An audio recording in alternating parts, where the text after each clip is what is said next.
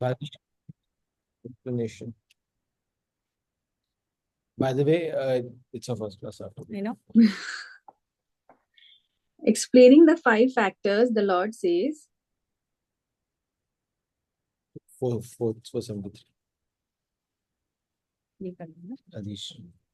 अधिष्ठानं तथा कर्ता अधिष्ठानं तथा कर्ता करणं च पृथग्विधम् करणं च पृथग्विधम् विविधाश्च पृथक् चेष्टा विविधाश्च पृथक् चेष्टा दैवं चैवात्र पञ्चमम् दैवं चैवात्र पञ्चमम् the base, the doer, the different equipments, different types of efforts, and also destiny. The 5 causative factors. The base, adhishtana. This word denotes the element which is the foundation of an action.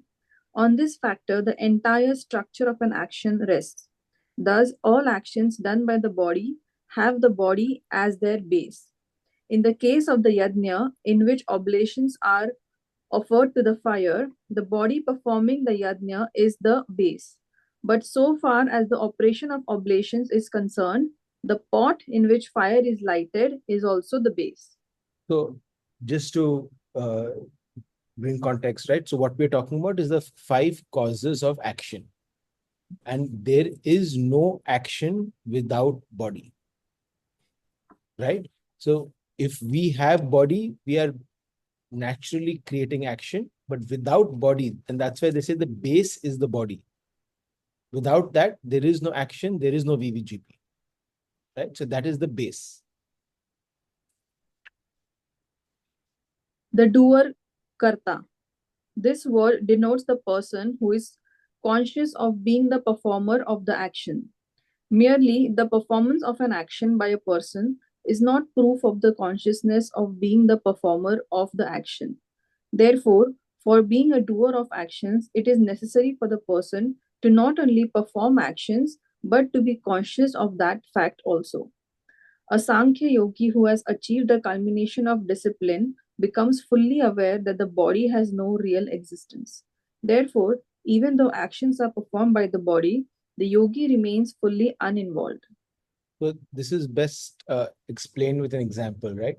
If what this means is in any action, unless you are consciously aware of doing that action, you are not the doer, right?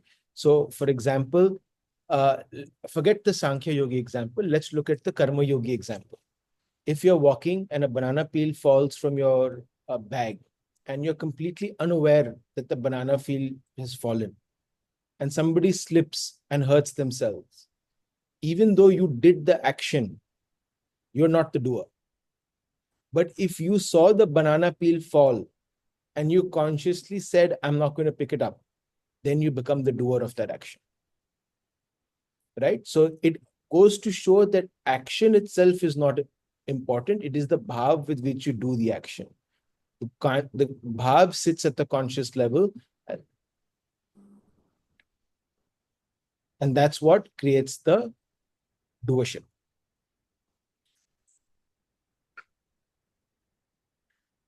The equipments, karan.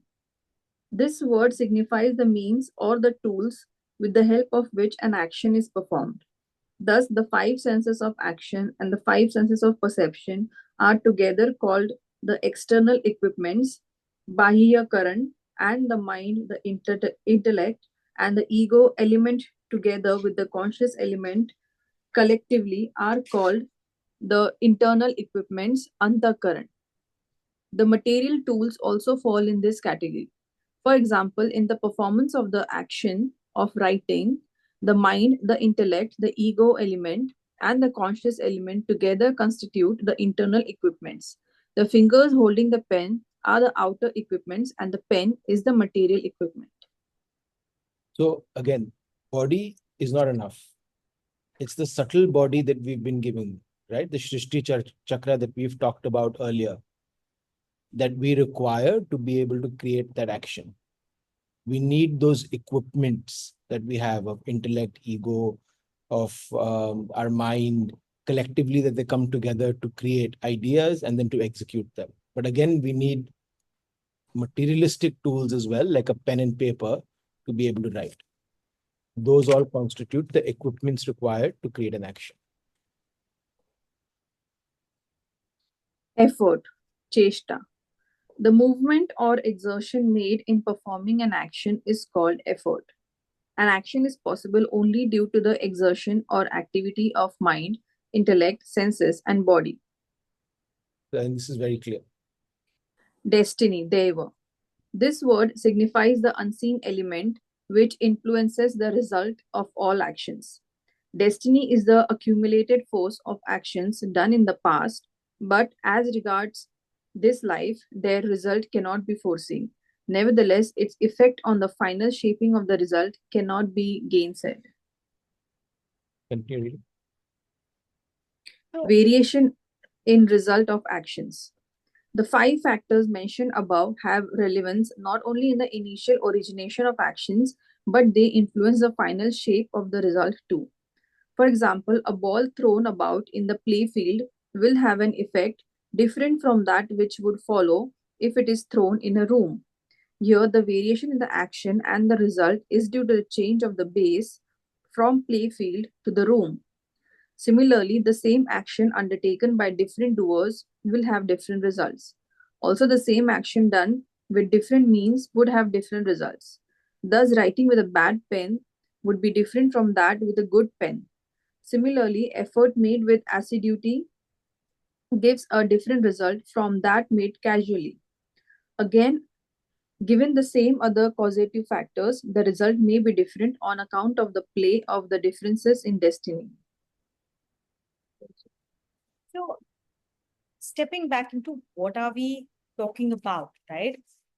This chapter has started with trying to understand what are basically the question that was asked very early on was whether what is really renunciation, right? What is renunciation? That was the question.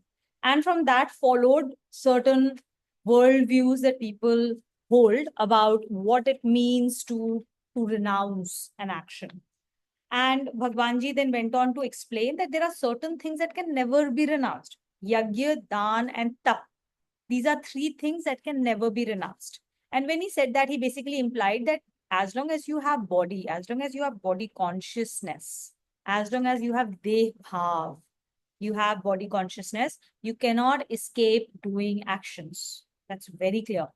And if you are going to do actions, then they must fall under yagya, dan, and tap. Any kind of renouncement of these is negative for us, right? It is tamasic. We have to do these things, right?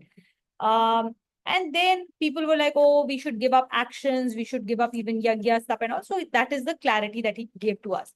And then he came to the next level where he said, you cannot give up duties. Giving up your own duties is an act of delusion and is an act of ignorance. And then he says that when you talk about renouncing, right, even renouncing falls under three types of gunas. It can be a tamasic type of renouncing, like renouncing your duties is a tamasic renouncing. Rajasic renouncing is when you give up something with the hope of achieving something else, right? Physical, mental, emotional, whatever. You're looking for something. That is Rajasic renouncement. And then he says that the real sattvic renouncement is actually when you give up your ego, when you give up your sense of doership, when you give up your attachment to results, when you give up desires, that is the real renouncement that we are talking about. Everything else is not what is expected when you say that, there is a renouncement that is expected. Okay.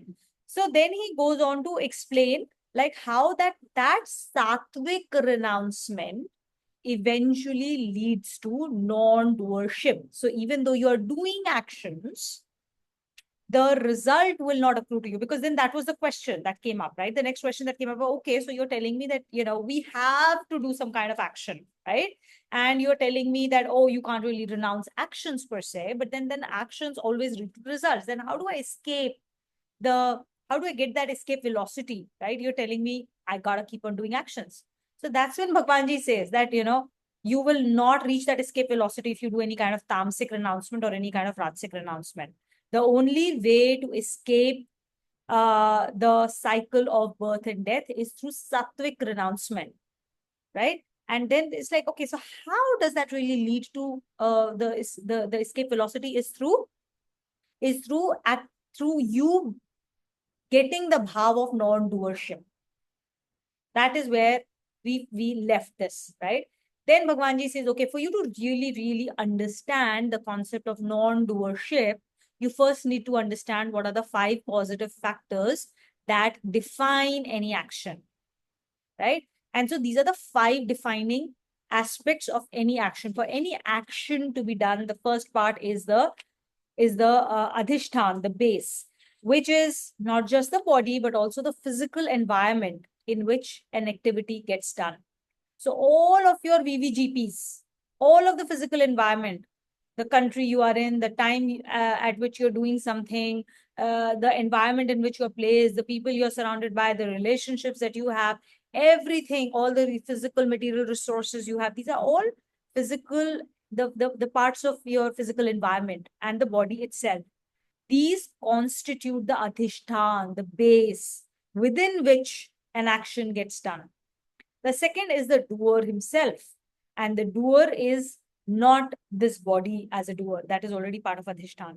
Doer is basically your sense of doership, your consciousness of doing it. Like, I am doing it, that consciousness, right? And we are all very steeped in Deva. We are all steeped in that body consciousness. So it is that body consciousness that is being referred to here. The moment you don't have that body consciousness, the moment you don't have that kartapan, you don't have the doership, the sense of doership, this karma immediately becomes kriya. The seeds that will accrue from this action immediately become roasted seeds. There is no phal, there is no fruit from this action that will accrue, um, that will stick to you.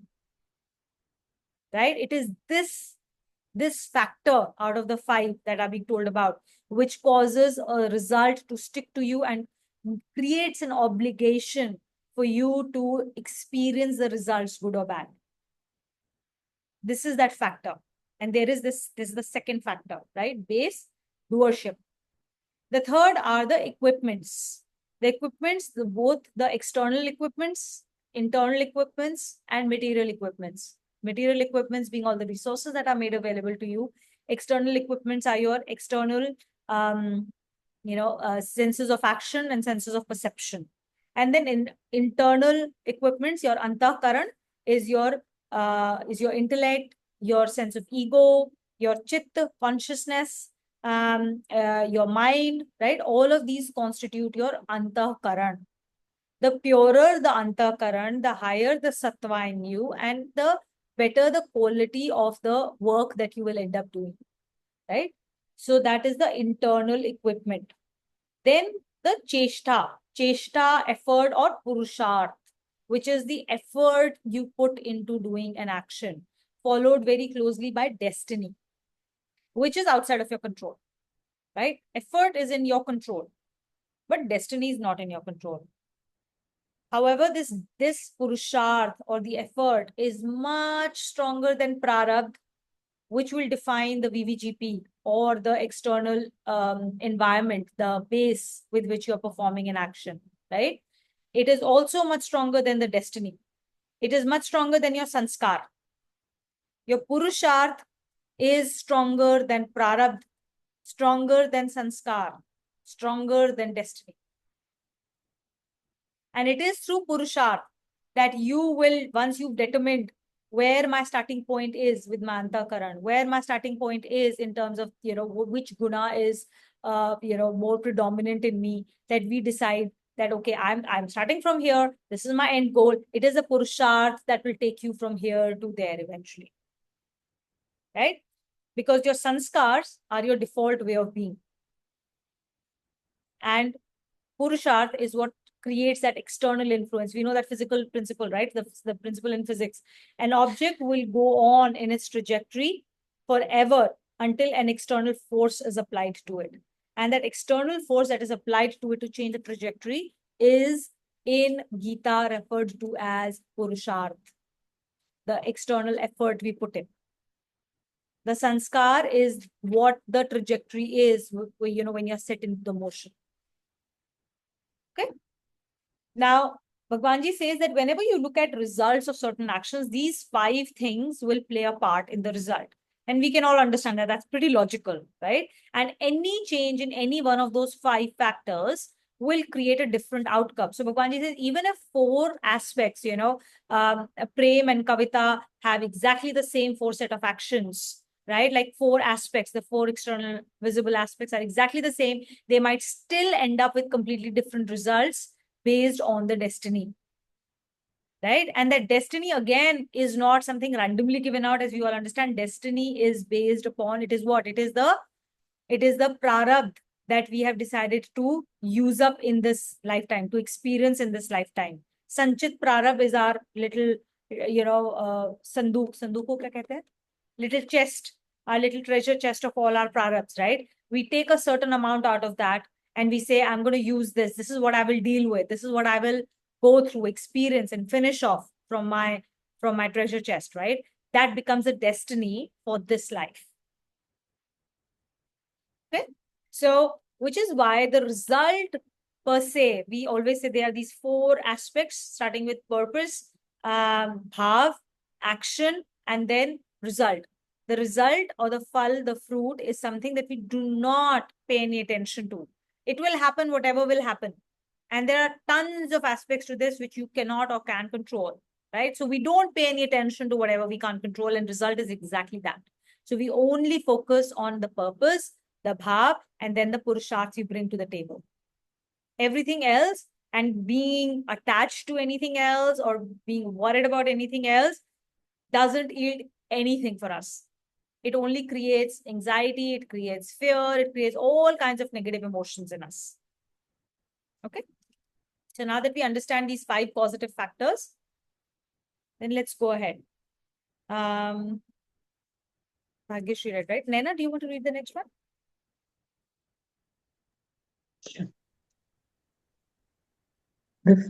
These factors hold for all the types of actions. The Lord says,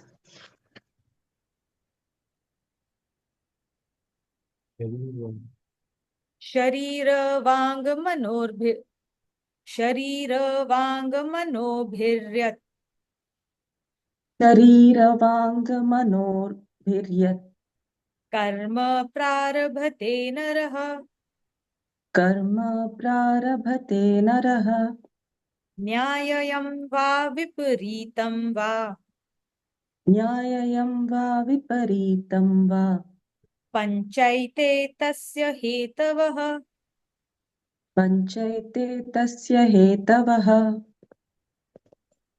Whatever actions, just or perverse, are performed by a person with his body, speech, or mind, these 5 are always their causes. The causative factors true for all actions.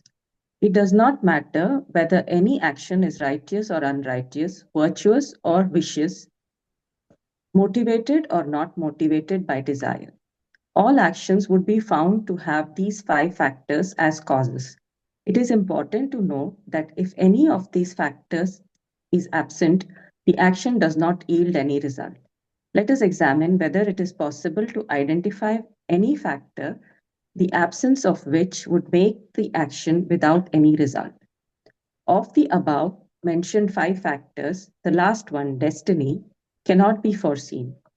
Of the remaining 4 factors, if consciousness of being the performer is struck off, the action is still performed, but it yields no resultant to be worked out.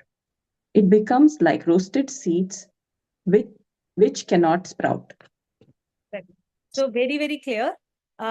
Any action that we see doesn't matter whether it is just, it is in line with scriptures or it's against the scriptures, whether it is motivated by desire or not. Like whatever action gets done must have these 5 factors as part of it, right? You cannot potentially have an action without this. So these are absolute basic elements of it.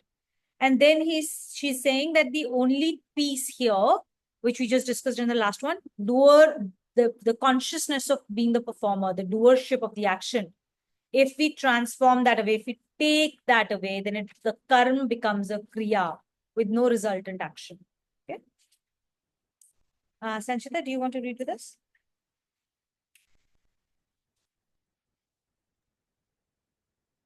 Now the Lord describes the part played by the self in actions. Tatraivam sati kartaram Tatraivam sati kartaram atmanam kevalam tuyah atmanam kevalam tuyah pashyatya kratabuddhitvan pashyat pashyatya krita buddhitvan न स पश्यति दुर्मतिः. na sa pashyati durmatihi. This being the case, a person with imperfect understanding who regards the absolute self as the doer is not a discerning person and has a perverted intellect. Self is free of doership. The self is not concerned with any of the 5 factors mentioned above. The self provides the power and the energy for all actions, but is completely uninvolved in all of them. For example, a lamp provides light in which all the work of the household is done, but it remains totally uninvolved in them. Due to ignorance, people presume the self to be the doer of all actions. In this shloka, the Lord calls such persons to be undiscerning or of perverted intellect. The individualized self, in its aspect of being the self, has no role as a doer, but its supposed association with nature endows it with an individuality which gets involved in actions. This association is based on the ignorance and is not real. Okay. So when we say that, okay, so there is no doership of, I'm not the doer, right? So then people who do not have a perfect understanding, who do not have full knowledge, will then say, okay, so then it is the self, the capital S self inside of me. The small s self is the ego, right? I'm saying take the ego out. So when that ego is taken out, then there's a capital S self. So it's like, okay, so then capital S self, he's the doer because he's the one who's powering this whole elements, right? All these elements. So that must be the doer. So now Bhagwanji says that actually self is not a doer. It is completely free from all doership. And he gives us an example to help us understand. So just like a lamp or a light will provide the energy in a room, or the sun lights up the earth, right? When they light up the earth and you can harness their energy, their power, and you can, create electricity out of it, with which you can electrocute a person or you can light up hundreds of homes, right?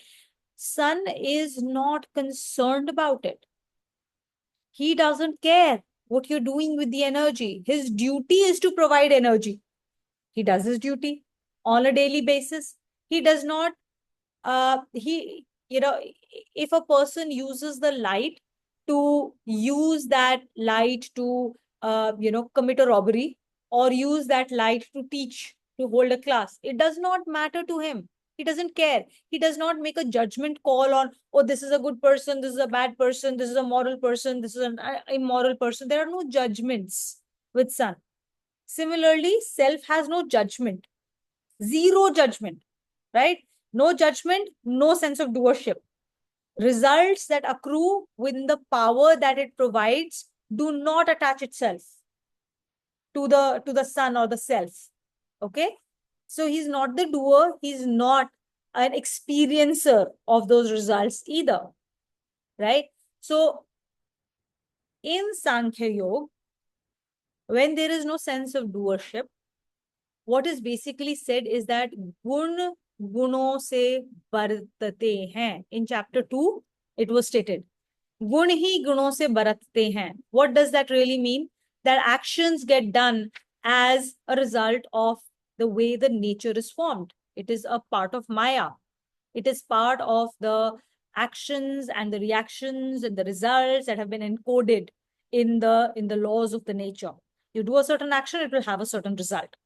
Okay, the gunas will interact with each other and create a result. That is what happens. You give a certain stimulus, will give a certain response. Gun hi gun mein baratte hain. The self is not doing these things. He is not the doer and he is not the experiencer. But when we have a, when we are unable to distinguish that capital as self, and we associate that capital as self with this body, right? And then we start to get that sense of identity and that body consciousness. That's when we create the sense of ignorance, and the Maya creates the delusion. And that is unreal association. And under that ignorance, we start to think, oh, capital S self is the doer. He's making me do all of these things, or he's doing all of these things. He's not doing anything. He is just providing energy and light within which everything gets done. He's just the powerhouse. And then that is being used by the 5 causative factors to do whatever actions and then create whatever results that are being done. So to add to this, right? So if we are the soul that we always say, why do we not feel the freedom of doership? Is because we are very much seeped into our own body consciousness and ego, right? The way to feel the freedom of doership is to change our attachment from body to soul.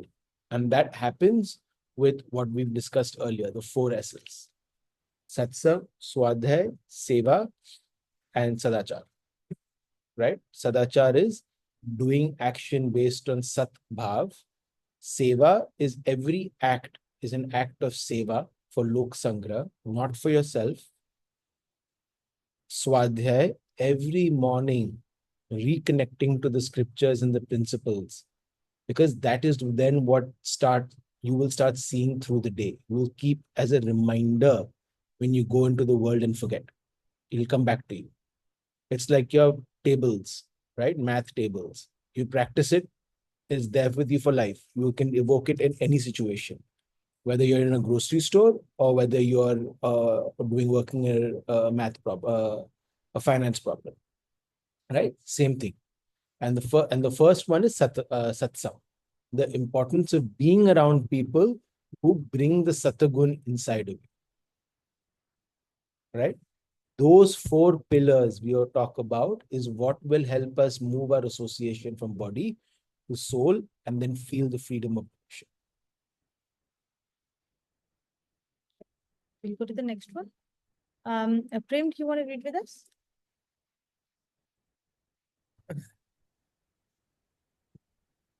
Extending the principle enunciated in the above shloka to even the terrifying act of war, Lord says, Yasya naham karto bhavaha. Yasya nahan karto Bhavaha. bhavaha Buddhir yasya na lipyate. buddhirasya na lipyate Hatvapi sa hatva pisa imam lokan. imam lokan Na hanti na nibadhyate. nahanti na Nibadhyate. nibatyate. A person free of egoistic notions and with an uninvolved intellect may slay the whole world without being deemed to have slain anyone, and without being bound by such actions. Nullification of result by uninvolved egoless intellect. In this shloka, the Lord concentrates the entire teaching of the Holy Gita in a few sentences and says that a person whose mind is free of ego knows conclusively that the performance of all actions is possible without a sense of doership. It is the real identity with the self which provides the power for performance of actions. Their actual performance is based on the gunas of nature. It is quite possible to have this conviction with the help of the determinate power of the intellect. The intellect can firmly hold the view that the performer of the action has no concern with it at any stage, while it is being initiated or being performed, or when it ends. Even with this view, the intellect can apply for an efficient performance of action. Whatever action happens to be performed by a person due to the natural flow of circumstances will then be done assiduously in a well-planned manner and in accordance with social and ethical norms. Notwithstanding the greatest care exercised in the performance of actions, such a person would not in any way be involved with the result of the action. Even when this principle is applied in the fierce business of war, which involves killing of a large number of men, the mental poise of such an egoless person remains undisturbed. The Lord gives an assurance to that such a person, even while exterminating hordes of people, is not responsible for such fierce actions. As such, no liability attaches to such a person to suffer the consequences of having killing them. Such a person thus completely transcends the result of such an action. So this essentially is a state you reach after you have cleaned your intakaran and become the instrument of Bhagwanji, of God. And for most of us, all of us at some point in our life have experienced this, because especially if you play sport, this is called being in the zone, where you feel that moment where you're just fully present, you're fully focused, you're doing all your effort, and the result is what it is, right? So there was this, I'll re-forward this. I forwarded this during the Olympics last year. There was this lady who won the Olympics in the US, and in a post-match press conference, she basically said, "Oh, everything I do is so that you don't praise me, but you praise God, because He gave me everything I required to win this race. It is His body, it is His mind, it is His intellect that I've been using, and I just won this race, but don't praise me. May you praise Him." Right? That is a perfect example of a karma yogi. And that's what this highlights. Okay, so I think this the shloka is just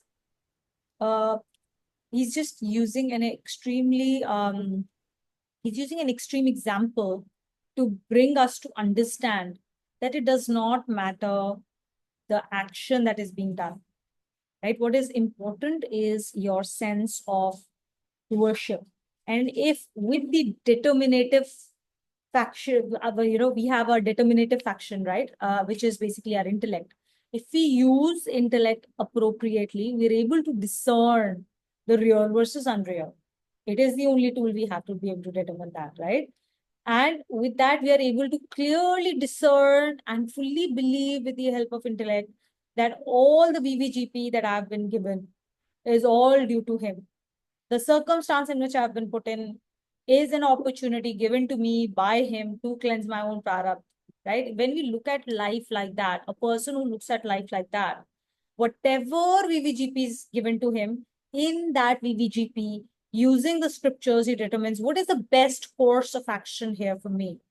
And he will perform the best course of action with full effort, assiduously, with full effort, right? He does not cower away. I don't like to do that. Oh, is this being asked of me? Like, I can't do this. I can't wake up in the morning. Why should I be the one doing all of this work? Those are not the questions this person asks, right? So this person is going to be doing his work assiduously and in a properly planned fashion, in accordance with all the social and ethical norms, right? And he will perform it with the greatest care, right? So he's doing it with a lot of reverence. There's a lot of enthusiasm that comes into it, right? And when he performs this result, like when he performs an action like this, with all the enthusiasm but with no attachment, in that case, the results do not accrue to him. It does not matter what that action is, even if it is as, supposedly heinous action or a very violent action like war, where he is the one responsible for exterminating millions of people, the result will not accrue to him. But that can only and only happen when all the other prior aspects are satisfied. That is very important, right? Let's not kid ourselves into saying the results of the actions don't matter to me, because we all have very high levels of body consciousness, right? But if we are able to, as Abhinav said, cleanse our antakaran, to be able to use our intellect in the way it is supposed to be used, slay all notions, cut off all delusions, and then do the act in the way it's been prescribed in the shloka. It does not matter what the action is, the results will not accrue to us, which basically means this person is not doing things out of likes or dislikes, and is definitely not concerned about what others will say. Right? If you are a slayer of millions of people in such a circumstance, you're going to have massively opinionated people around you calling you a murderer, or people calling you a hero, depending on which side of the faction you're standing on, right? And it doesn't matter to you. Your sambhav remains. You're not even listening to these opinions because it does not matter to you. You did not do it for those opinions. You did not do this for a popularity contest. You did it because that responsibility fell on you because of the VVGPs, and you had to do, and the circumstances and the scriptures told you that this is the right thing to do. This was your duty. You did it only and only for the duty to be done by Bhagwanji's grace. Okay, na? So now the problem for most of us is that attachment and enthusiasm are tightly interlinked for us. Wherever there is attachment for any kind, right? That attachment creates emotions, and those emotions lead to enthusiasm and energy to actually reach a goal. That is the way we all perform. And it is reflected in the early questions. If you think about our journey through the first 2, 3, 4 chapters, all of us had the same set of questions, like how do I motivate myself if there is no attachment to my end results? What do you mean by goals, right? You're telling me not to have goals. How will I ever like go and do effort? All my efforts are linked to goals, right? So the answer is being provided in this shloka here, where Bhagwanji says that you need to, and that is our challenge really, to delineate attachment and enthusiasm, to reduce the attachment and to increase, to reduce the attachment and to increase the enthusiasm, and to use the intellect to set the right intentions. Use your intellect to set the right intentions, and use your intellect to drive you to do the effort that is required in the best way possible, rising above mind's likes and dislikes. When you do it again and again and again, eventually mind reaches a point where it stops asserting its will. Mind का काम ही है likes और dislikes के ऊपर जाना. मुझे ये पसंद है, मुझे ये नहीं पसंद है. I want this, I don't want this. I want to avoid this, I want more of this. That is dharma of mind. And dharma of mind, another dharma of mind is what? Is that it acquires the shape of whatever you will continue to think about. That is the other dharma of mind. So because all of us have been thinking a lot through our earlier lifetimes and all of the lifetimes thus far, we've been thinking about material aspects. We've been thinking about Maya. We've been thinking about all the VVGPs and how to, get, more money, job, whatever, right? Like all those aspects before we started our Gita journey again. A lot of those conversations were around that. Because of that, our mind has now acquired the shape of Maya. And it is constantly hankering after Maya. It's because we've trained it to do so. And so now it constantly tells me likes, dislikes, likes, dislikes. Now is the job, it's like a child who's been allowed to play free and is allowed to stay up till 11 or 12 in the night. Right now during the holidays. Now the school starts and the intellect says, dude, you've got to sleep at 8 o'clock. What will the child do? Will he go like, yes, mommy, daddy, now I'll sleep at 8 o'clock. Very sweet. No, he's going to put up a massive fight. And every day is going to be a struggle. But at that time, the job of the parents, the job of the intellect is to say, I'm sorry. I know you did blah, blah, blah, blah, blah. Now, this is the course of action. And then you will have that fight, but over a period of time, over another week, over another month, depending on how much unruly we've allowed the child to become, at some stage, the child will stop to struggle. He will fall in place. He will realize, oh, dude, like it is 8 o'clock. 8 o'clock is my bedtime. I will go into bed at 8 o'clock. That struggle will continuously attenuate. And eventually, in a week, 10 days, 20 days time, it will cease to be. It's the same with our mind. So if we keep doing nam jap, nam jap, nam jap, nam jap, if we keep directing it away from likes and dislikes, every time the like and dislike comes up and we say, nope, what is the duty here? And then we do our work according to the duty, we keep doing our nam jap, then the mind now goes away from acquiring the shape of Maya to the shape of Ram. कहते Ramakar vritti. When our mind takes the shape of Ram instead. And now it will start to use the same, like I will hanker after whatever has been given to me. Instead of hankering after Maya, now it will start hankering after Bhagwanji. It will start hankering after its own bliss. I want this, I want this, I want this. It will direct you. So then it becomes, instead of being a counterproductive force in our journey, it becomes a massive pull factor in our journey. Okay, this is where bhakti becomes very important. This is part of bhakti, that our mind takes on Ramakar vritti. That's the job of bhakti for us. And then it becomes a massive propelling force in our journey rather than pulling us back. It becomes a push factor for us towards accelerating our journey, towards our discovery of the real truth. Right? But for that, intellect has to be used.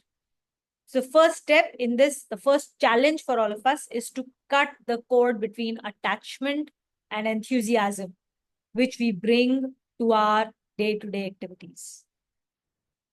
Move away from likes and dislikes with the help of this and bring the same level of vigor to all our duties with zero attachment to the end results. Make sense? And that is the essence of being a true karma yogi. Kavita, will you read with us? Okay.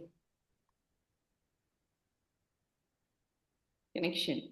Continuing the discussion of the science of actions, the Lord now gives the anatomy of actions in details. For this purpose, he described the factors which originate an action physiologically and also those which compose its external structure. Now we'll read about the originators of action. Jnanam Nyayam Parigyata. Nyayam Neyam Parijnata. Trividha Karma Chodana. Trividha Karma Chodana. Karanam Karma Karteti. Karanam Karma Karteti. Trividha Karma Sangraha. Trividha Karma Sangraha. Knowledge, object of knowledge, and knower constitute the threefold originators of action. The equipments, the actual performance, and the performer compose its external structure. Origination and composition of action. In Shloka 14, the Lord had described the factors which generate and mature an action. But in this Shloka, the Lord describes the factor that originate an action physiologically and also those which go to compose its external structure. Some factors which generate an action have been mentioned in the different form as originating it also. The idea would be clear from the following discussion.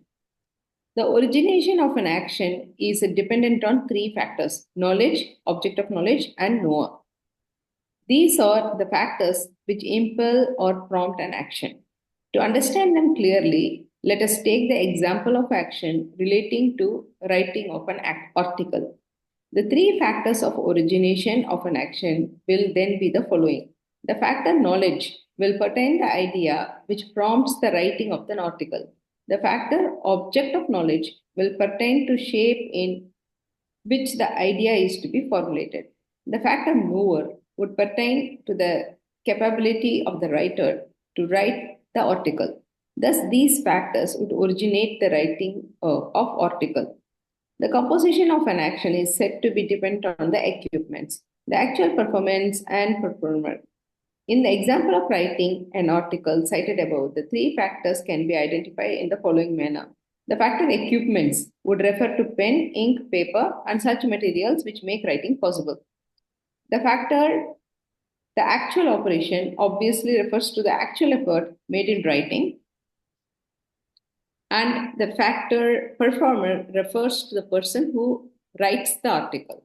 These three factors are included in five positive factors of action explained in Shloka 14.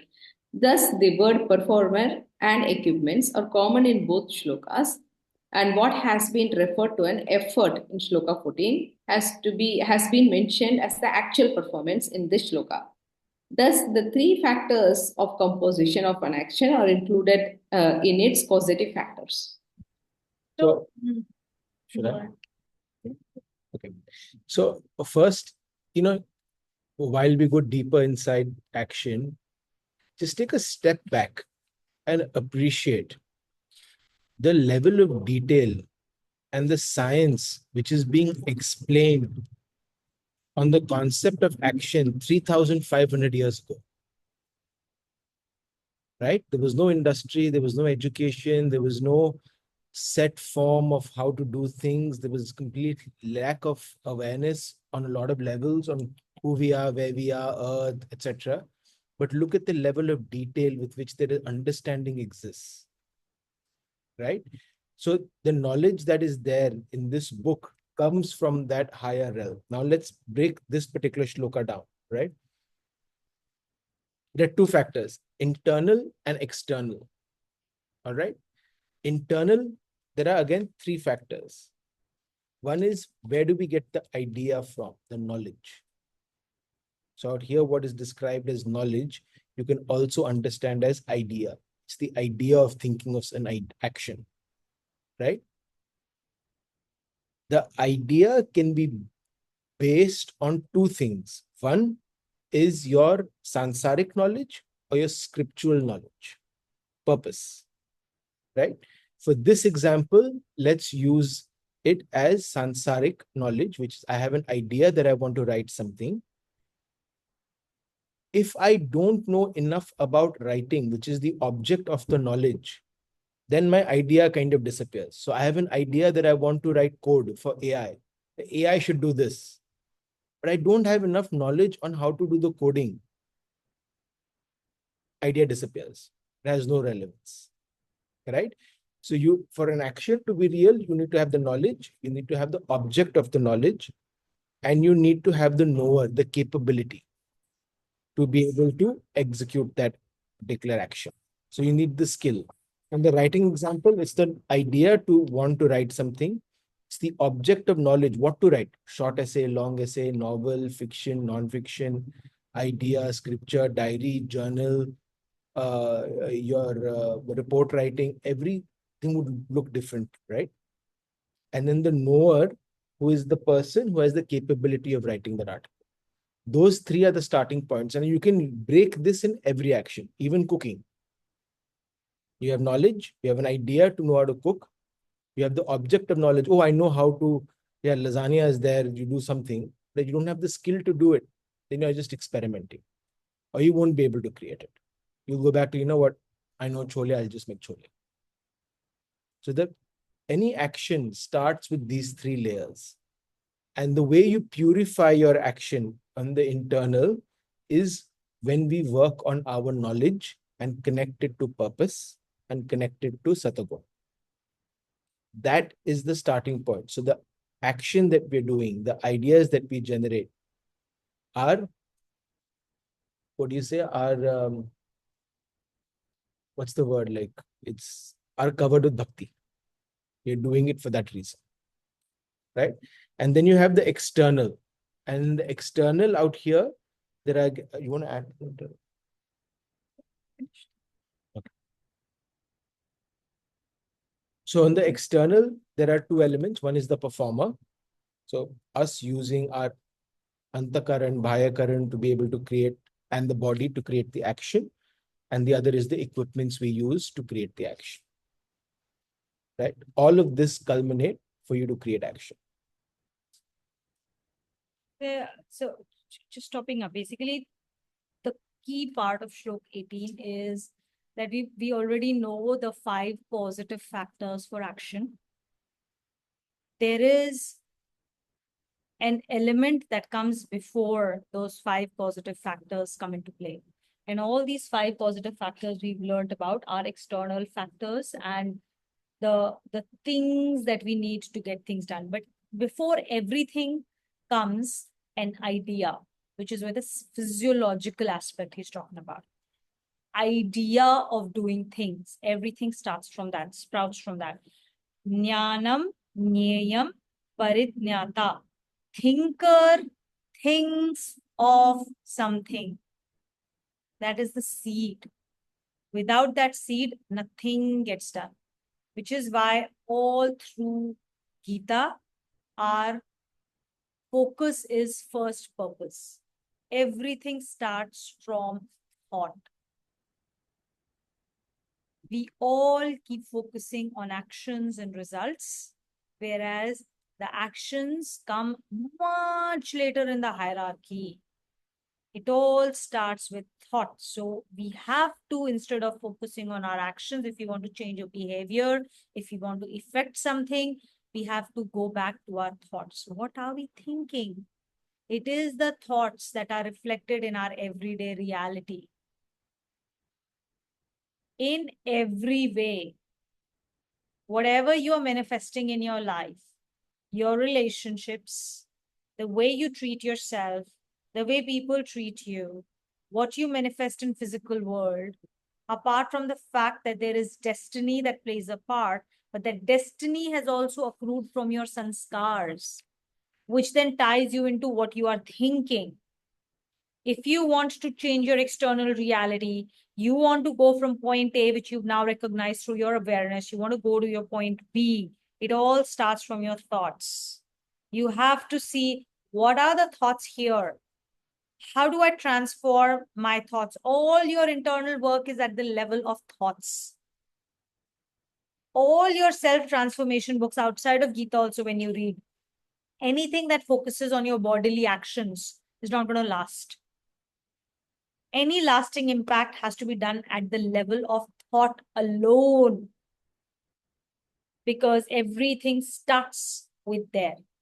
So if you are trying to effect the change in your life and you're failing to get that change on a sustainable fashion, then you need to question yourself, what holding patterns I have in my thoughts that are creating or like trapping me in this way of being. Just to add to that, uh, we all know the concept of habits, and we focus on habits from an external perspective, and we attach good habits, bad habits based on routine. But there is an other layer of habits, which is your mental habits, your mental way of being. And I think we don't, and that's what Tuvina is saying. We have very little attention that we pay to our mental habits, our mental ways of being to go a certain way, our mental models which kick in. And those we are completely unaware of. Because the only way to become aware of it is replacing that sansaric or existing knowledge with real knowledge. That's why these classes, that's why these scriptures become very important. Without that, we're not going to break our mental models and those habits. Cool. I think that is the key. Key takeaway from Shloka 18 is you have to focus on the thoughts.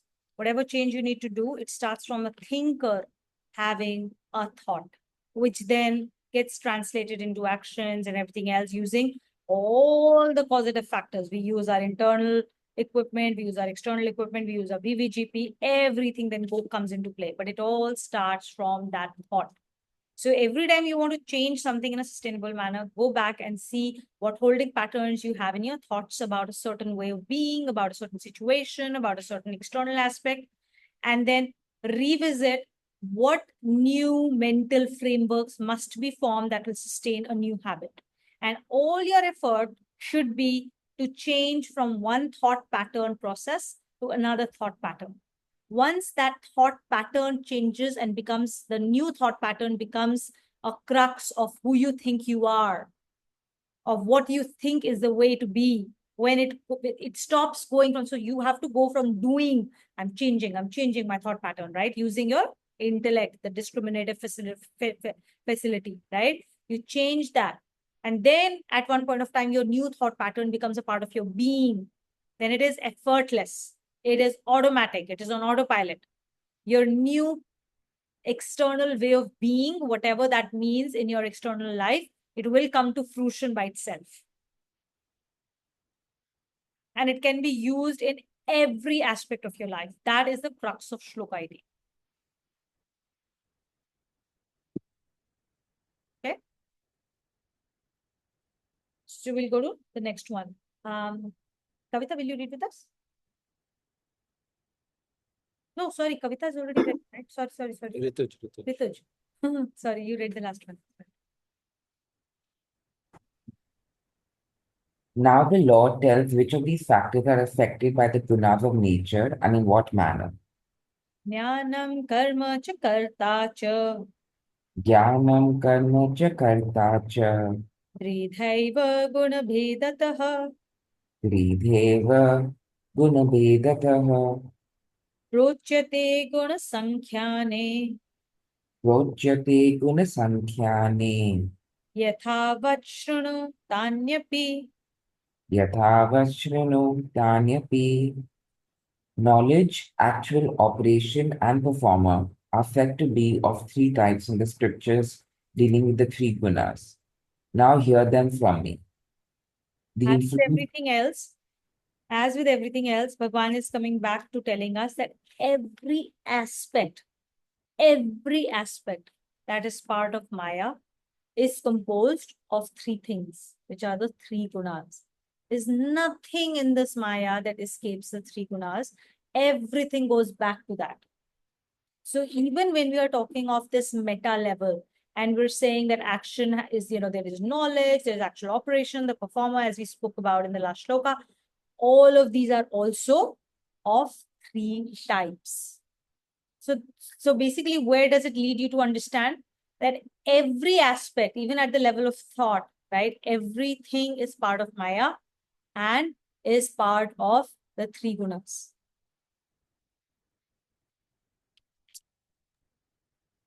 the influence of the three gunas. In this shlok, the Lord mentions three factors which are affected by the gunas of nature. They are knowledge, actual operation, and the performer. Of these, the words performer mentioned as one of the factors which go to compose the action may be taken to imply the word knower, also mentioned as one of the factors of origination. The object of knowledge is also influenced by the gunas of nature, but all its three types will be described later in the shape of object of gratification. The three gunas also affect the equipments of which intellect and fortitude would be described later on. Here, therefore, the Lord will speak of the effect of the three gunas on only the knowledge, operation, and performer. So far as the word knowledge is concerned, it has been used in the Holy Gita to signify different connotations at different places. At some places, it is used to denote true perception, at some, just the power of cognition in a person, and at others, the means of knowledge. These apparent differences, in fact, signify only finer shades of concepts. Basically, the word knowledge signifies the power of cognition, which in its subtle aspect would mean true perception. The means of knowledge bear the same relationship to knowledge as the rays bear to the sun. So now Bhagwanji will talk to us about knowledge, the operation, and the performer. Okay. And here he's saying that when you're talking about performer, you will also take that to denote knower, right? The person who is the thinker who thinks of something, right? So here the knower or the knower, when you think about that, when he's saying that, knower and performer are the same, basically at a finer shade, knower is the capital S self and performer is the smallest self. Okay. And the knower and the performer become same in case of a motivated action. When we are doing something out of desire, the difference between them collapses. The capital S self and the small s self. The ego comes into play, the doership comes into play, and the knower and the performer collapse into being the same. When you are doing a dedicated action, a fully dedicated action, like a true karma yogi, performer goes away. Only knower remains. You don't need a performer in that case. Okay? And they both become just the capital self. They both merge. And the direction of their movement will then depend on the quality of the motivation. Right? Now let's go on to figure out what those three things are. So he's just telling us that now I'm going to talk to you about knowledge, the operation, the performer. Performer, when we think about performer, no performer means knower and performer put together.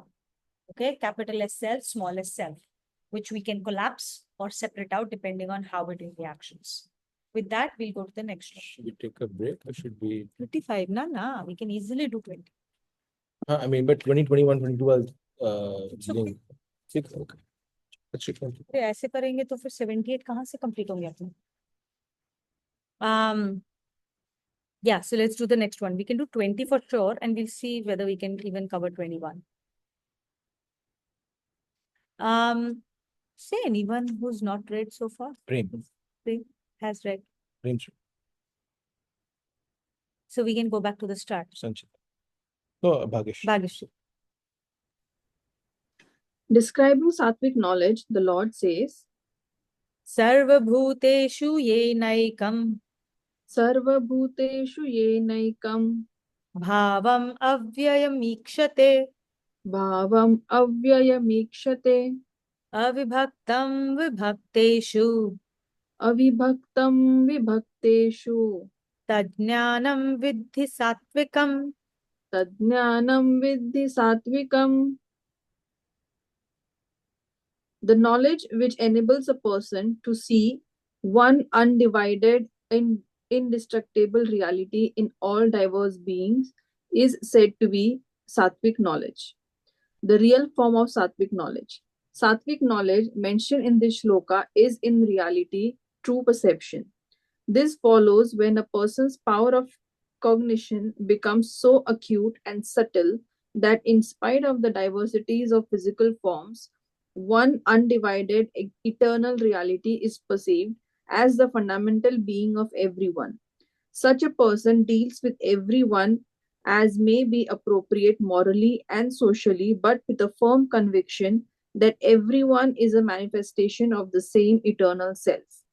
Obviously, this implication of sattvic knowledge is far more sublime than the ordinary connotation attached to the word knowledge, which denotes only an awareness of various objects. The aim of every discipline is that the power of cognition of a person should attain this supreme sublimity. Okay, so linking this back to what was said in the last shloka, the word knowledge is used differently in different contexts.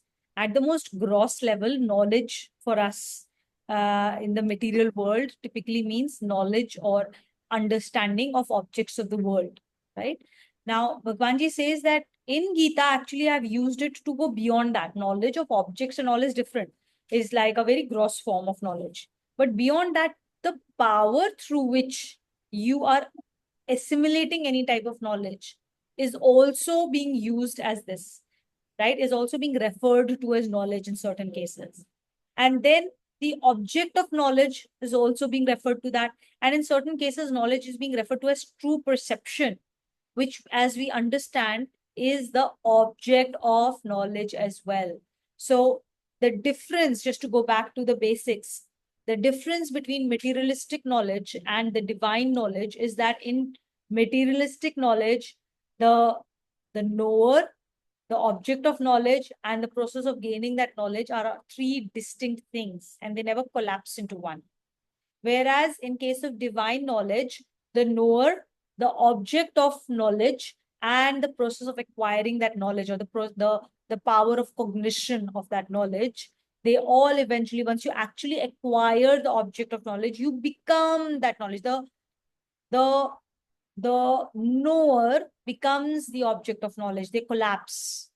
And that's the only way to acquire true perception. You become true perception. For a wave to know what the ocean really is, it has to become the ocean. It cannot understand ocean, even though every aspect of this is filled with ocean only and nothing else. It still has to merge back into the ocean to become the ocean again. It cannot understand the context of ocean without it. So that is the big difference between material knowledge and divine knowledge. So here, when we are saying the real form of sattvic knowledge, we are referring to this divine knowledge, where again, we're talking about three different parts and all three of them collapse into one. When a person has acquired such true perception, in that case, he is going to view all the diverse physical forms with the same eye. He knows that beneath them all underlies that one true reality. In that case, what happens is that there is, vyavahar mein bhinnata. How I will behave with you will depend on, in this material world, how are you placed with respect to me. If this Ansha of Bhagwanji is placed in front of me as my child, or as my spouse, or as my neighbor, or as my parent, or as my colleague, or as my boss, or as my helper, right? My vyavahar will be slightly different, which is in line with that relationship I have. But bhav will be the same. And what is that bhav? That bhav is that I am doing naman to the Krishna inside of you. Bhav will remain exactly the same with all that. You're doing seva for Bhagwanji when you are talking to that person, when you're doing something for that person, whatever it is about what can I do for Bhagwanji in this relationship? What does Bhagwanji want from me in this relationship? That is the bhav. It remains the same irrespective. Vyavahar is going to be different. Obviously, you will treat your child differently from the way you treat your boss or your parents, right? You can't treat them the same way. So, Vyavahar mein bhinnata, but bhav is going to remain the same. And such a person, when he has achieved such university in unity in diversity, he becomes Bharat. And that's a word Bhagwanji has used for Arjun in certain contexts, in certain shlokas. He calls him Bharat. Bharat or Bharat is somebody jiska bharan poshan ho gaya hai. Somebody who is completely fulfilled. A person who has no abhav left. That means he has no desires left. He's not looking for external things to put inside of him or to acquire to make himself feel complete. It is a person who is complete. Naturally. Because if you've acquired this true perception, you've become Bhagwanji. There's nothing else for you to acquire anymore. You are complete. You're whole and complete. Purnamada, Purnamidam. Right? That is the real form of sattvic knowledge. Now we'll talk about Rajasic knowledge. 42. You want to do 21? Take away Shloka. Yes. Okay, so we'll stop here. We'll start with 21 in the next one.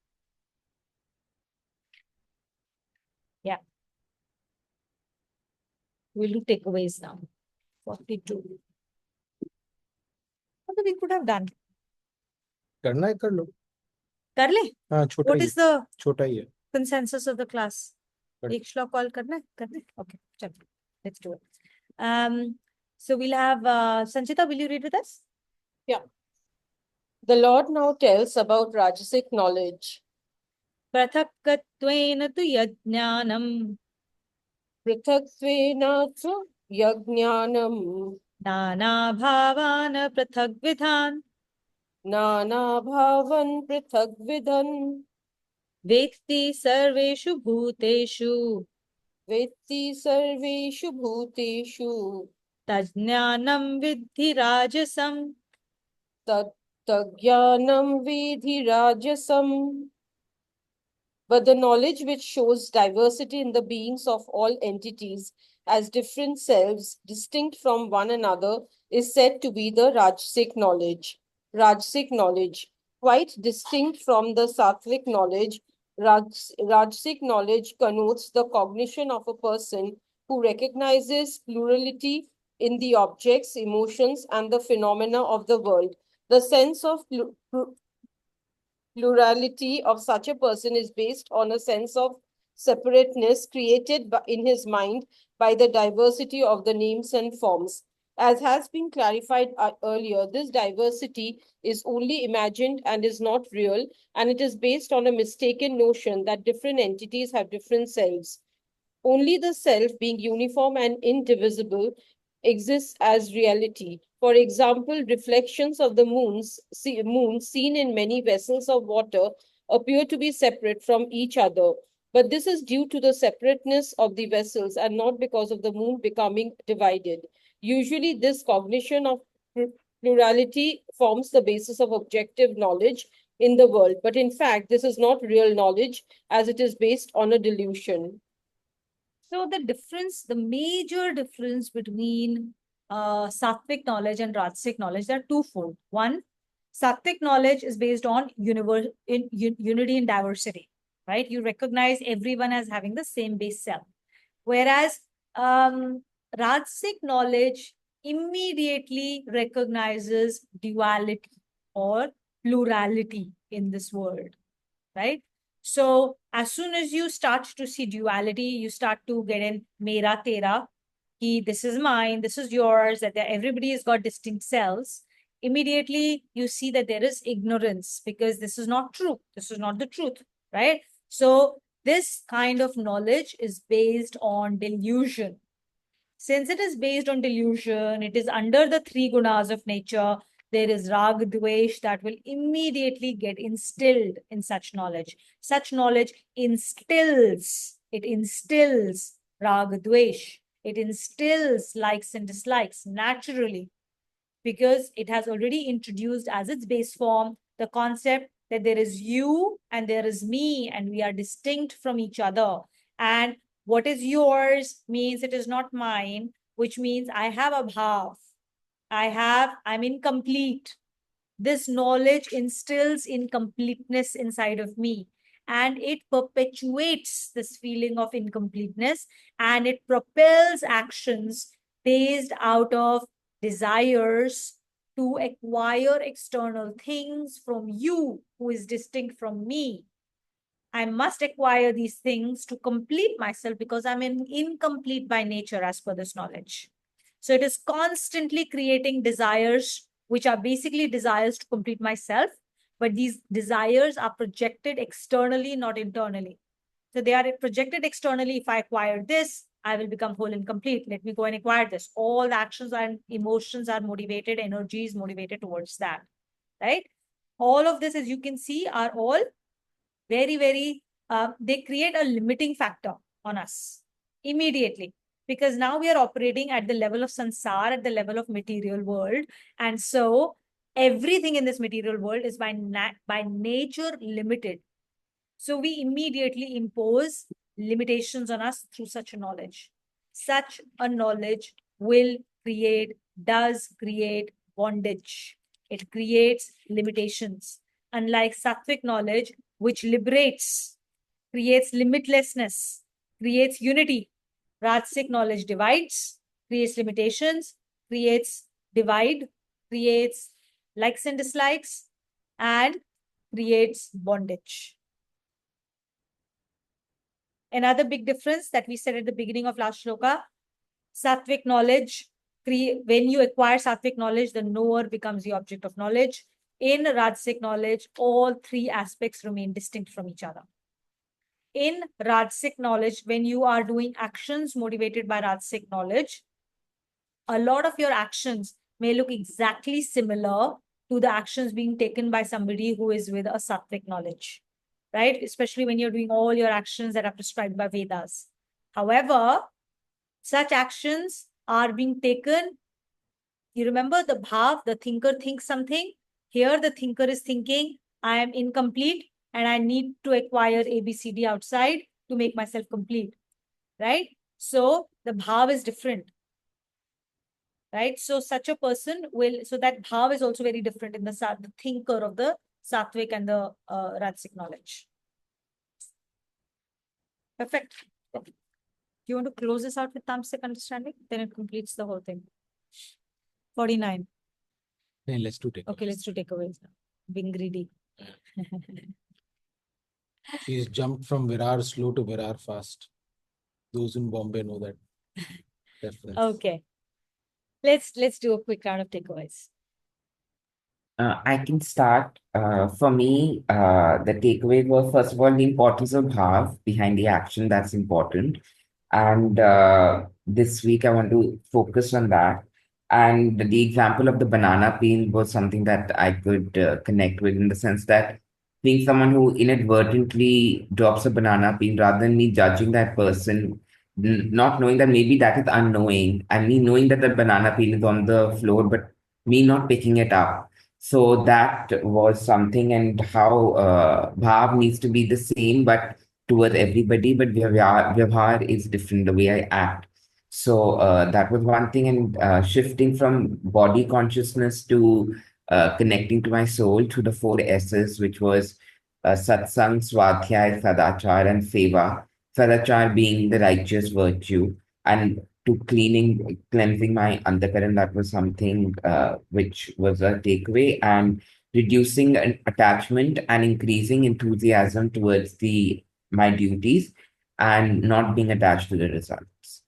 So that was. Thank you, Coach.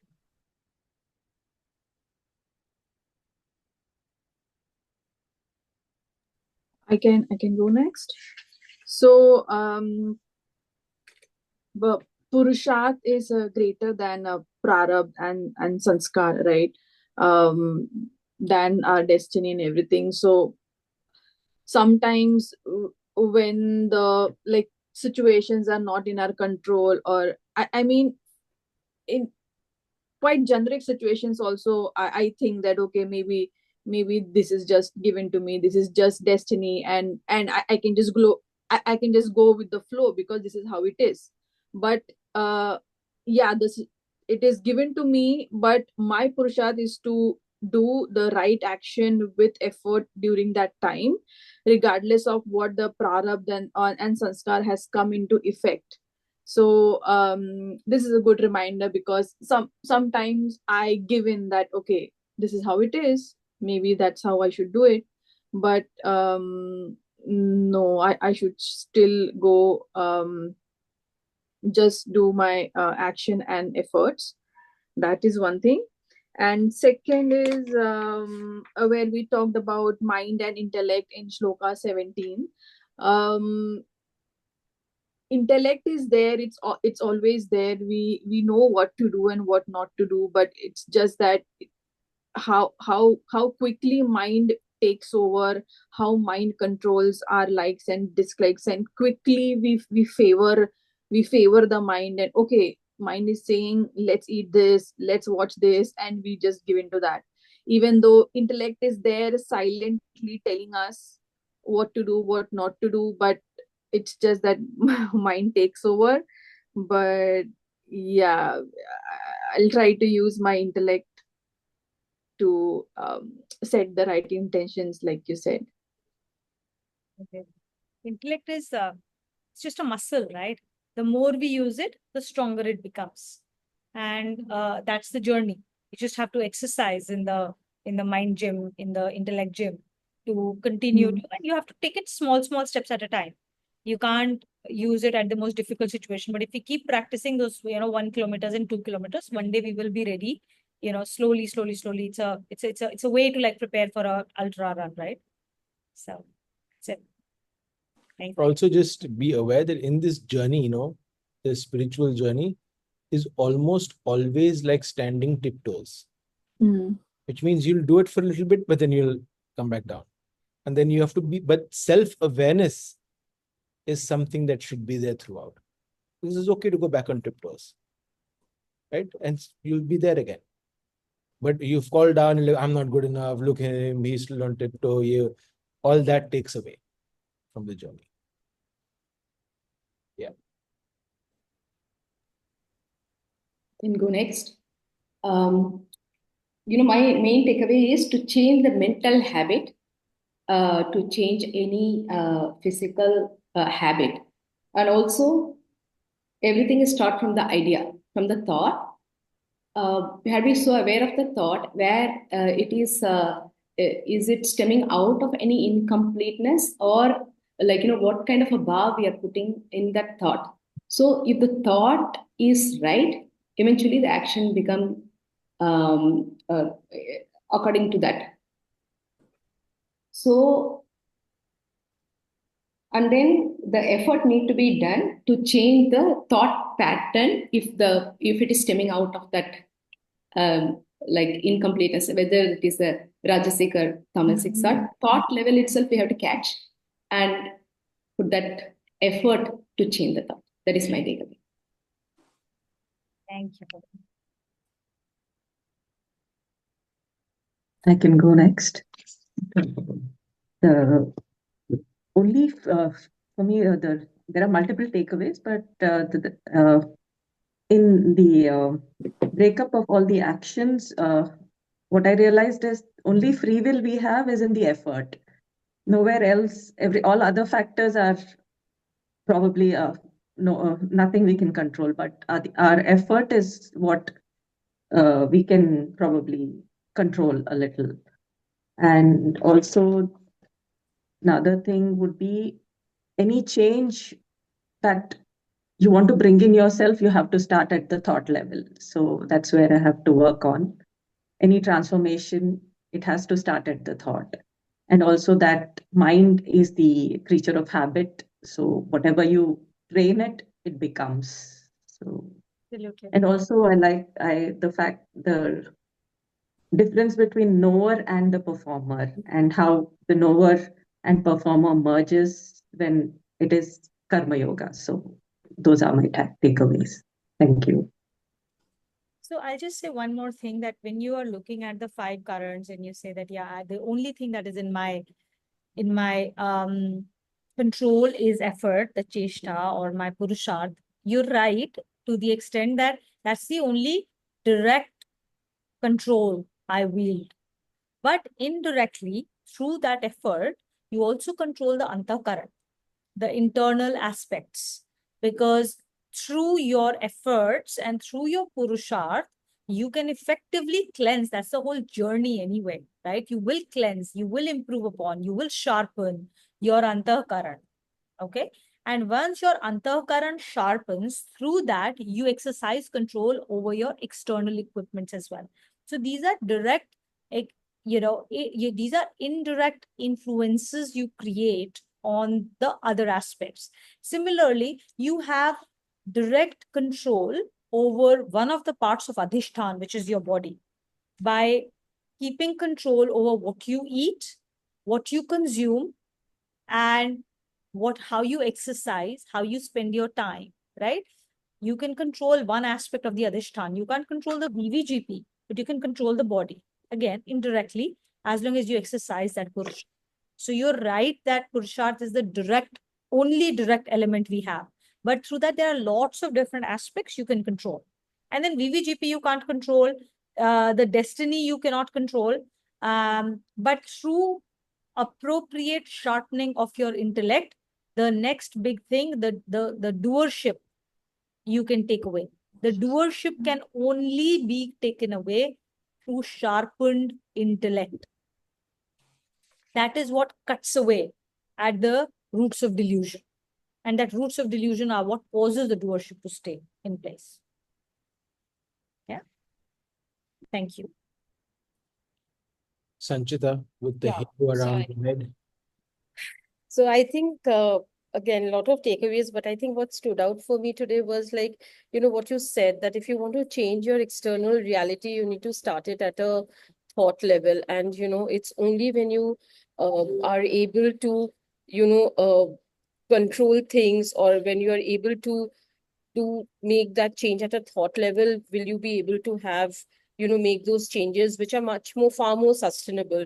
And I think, I've started this practice, and I've seen that when you start slow mornings, in the sense, I started doing journaling in the morning. After a long time, I got back to it. And I've seen that, it when I start my day, I'm in a much better, calm frame of mind, as opposed to the day when I'm just traveling in the morning to catch a flight. And, everything, there's always this rush and stress, and, I have to do this, as opposed to when I start, peacefully thinking about things, or just listening to, a calming music, or doing the journaling. So I think, somewhere I've seen that, when you start changing your thoughts, the impact is far more lasting, or you're able to better manage things. But there are days when I'm still not able to do it. I think for me, that becomes, a practice point for sure. That's an amazing example. Thank you for sharing. But it also goes to show that you're starting the day either in Satagun or Rajagun. When you have to catch a flight, do this, that, the Rajaguni Bhav, then the culmination of that day, experience of that day is so different to when Yeah. you start with Satagun. Yeah. It's amazing.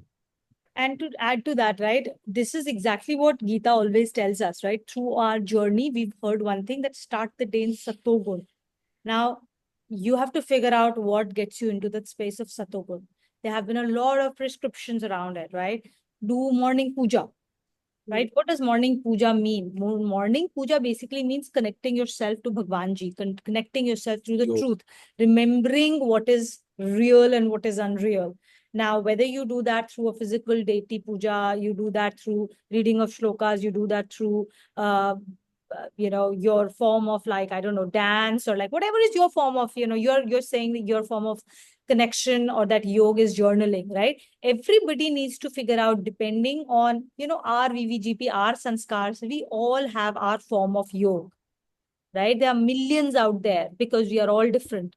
But we need to start our day in Satogun, and then, as Sanchita says, it leads to preponderance of Rajogun through the rest of the day as well. So thank you, Sanchita, for bringing that up. And it's a fantastic way to Prem. close the class. Yes. I think for me, specifically this week, has been a lot about thought. I've been hearing a lot about how you should be focusing on your thoughts and controlling your thoughts, leading to whatever actions or desires you want to manifest in this world. So today's class was quite interesting for me, and I think that was my key takeaway. Sanchita, you want to do the closing shlokas as well for us, please?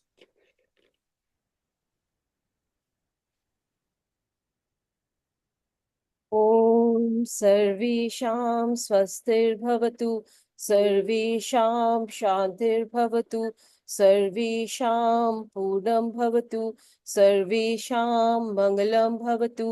ॐ सर्वे भवन्तु सुखिनः, सर्वे सन्तु निरामयाः, सर्वे भद्राणि पश्यन्तु, मा कश्चित् दुःखभाग् भवेत्। ॐ असतो मा सद्गमय, तमसो मा ज्योतिर्गमय। ॐ असतो मा सद्गमय, तमसो मा ज्योतिर्गमय, मृत्युर्मा अमृतं गमय। ॐ शान्ति शान्ति शान्तिः। ॐ पूर्णमदा पूर्णमिदं पूर्णात् पूर्णमुदच्यते, पूर्णस्य पूर्णमादाय पूर्णमेवावशिष्यते। ॐ शान्ति शान्ति शान्तिः। ॐ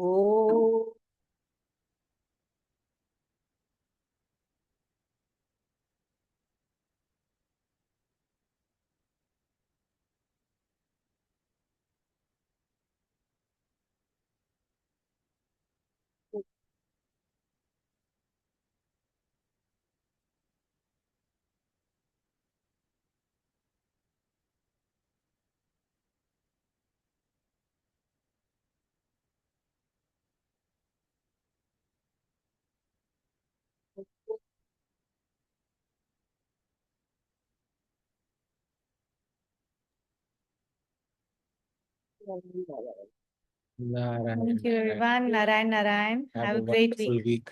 See you Thank next you, week. Narayan. Thank you. Narayan.